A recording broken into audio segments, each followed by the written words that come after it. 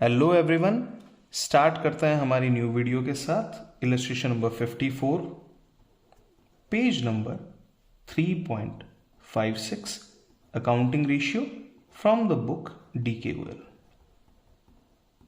चलिए तो सॉल्यूशन करते हैं। From the following information obtained the books of this Kundan limited, calculate inventory turnover ratio 2 years का आपको कैलकुलेट करना है। फॉर्मूला लिखते हैं पहले, inventory turnover ratio equal to, formula बनता है, इस बार मुझे 2 साल का कैलकुलेट करना है तो मैं फॉर्मूला को कुछ इस तरीके से लिखूंगा, cost of revenue from operation. Words आप जितने ज्यादा अलग अलग तरीकों से लिखेंगे उतना जल्दी आपको याद होगा।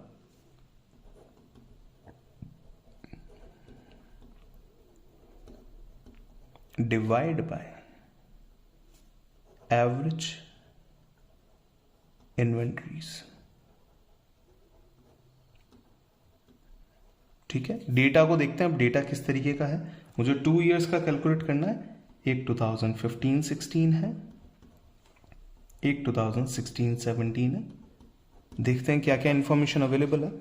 लेट्स सी, 15-16 की क्लोजिंग इन्वेंट्री आपको दे रखी है और 16-17 की क्लोजिंग इन्वेंट्री आपको दे रखी है। दोनों क्लोजिंग इन्वेंट्रीज आपके पास में अवेलेबल है। तो ट्राई करते हैं, पहले निकालते हैं एवरेज इन्वेंट्री।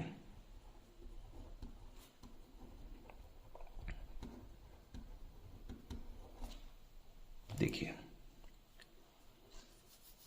2015-16 के लिए यहां इंफॉर्मेशन चेक करते हैं। क्लोजिंग इन्वेंट्री तो दे रखी है 7 लाख रुपीज और यहां नीचे कहीं दे रखा है इन द ईयर 15-16, 15-16 में inventory increase by 2 lakh rupees.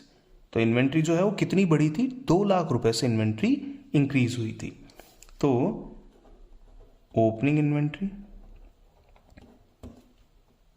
Closing inventory, closing inventory दे रखी है ₹7 लाख, जो कि 2 लाख रुपीज इंक्रीज है ओपनिंग के कंपैरिजन में। तो ओपनिंग आ जाएगी 5 लाख, एवरेज इन्वेंट्री आ जाएगी equal to 5 lakh plus 7 lakh divide by 2 equal to 6 lakh. ठीक है, तो 15-16 की एवरेज इन्वेंट्री की वैल्यू है 6 लाख। कंफ्यूजन को रिमूव करने के लिए यहां पे आप लिख लीजिए एवरेज इन्वेंट्री का formula, opening inventory plus closing inventory divide by 2। ये आपका ओवरऑल फॉर्मूला बनता है। तो 15-16 का हम निकाल चुके हैं।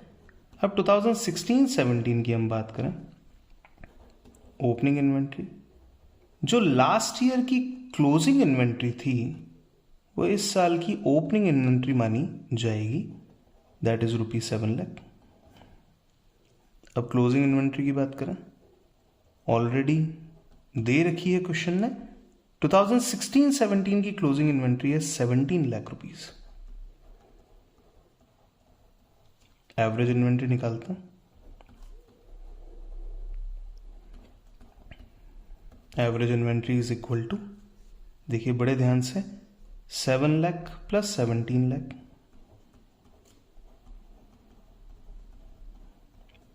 Divide by 2। दोनों के बीच का गैप 10 लाख का है। 10 लाख का हाफ होता है 5 लाख। या तो 7 लाख में 5 लाख ऐड कर लीजिए या 17 लाख में से 5 लाख लेस कर लीजिए, आंसर विल बी 12 लाख। इसको लिख लीजिए यहां 12 लाख। अब लेते हैं अगला डेटा। रेवेन्यू फ्रॉम ऑपरेशन दे रखा है 50 lakh and 75 lakh. Gross profit is 25% on cost of revenue from operation.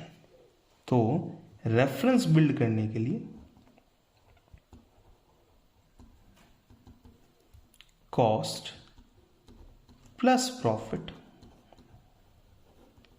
Equal to sales होता है।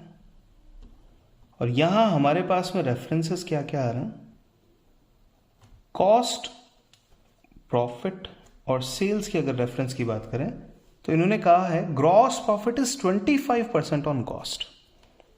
कॉस्ट अगर 100 रुपए की है तो प्रॉफिट है 25 का, तो सेल्स हो जाएगी 125 की, जिसका रेफरेंस हम बोल सकते हैं कॉस्ट अगर 4 रुपीज की है, profit will be of 1 rupee and sales will be of 5 rupee, जैसा हमने पिछले क्वेश्चन में किया था। अब लीजिए cost of revenue from operation,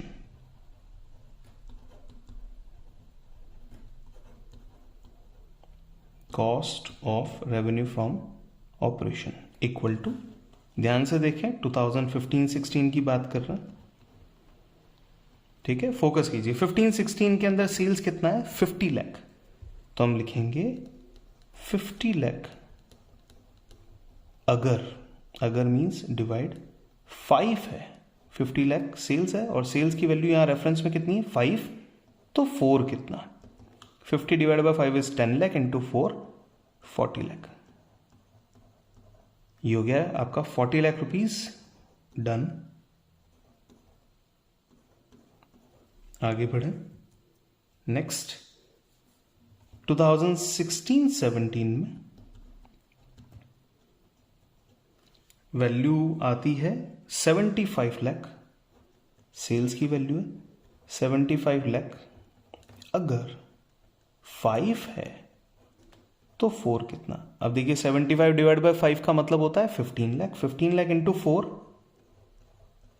60, double and double, 15 का डबल होता है 30, 30 का डबल होता है 60, हियर इट इज 60 लाख।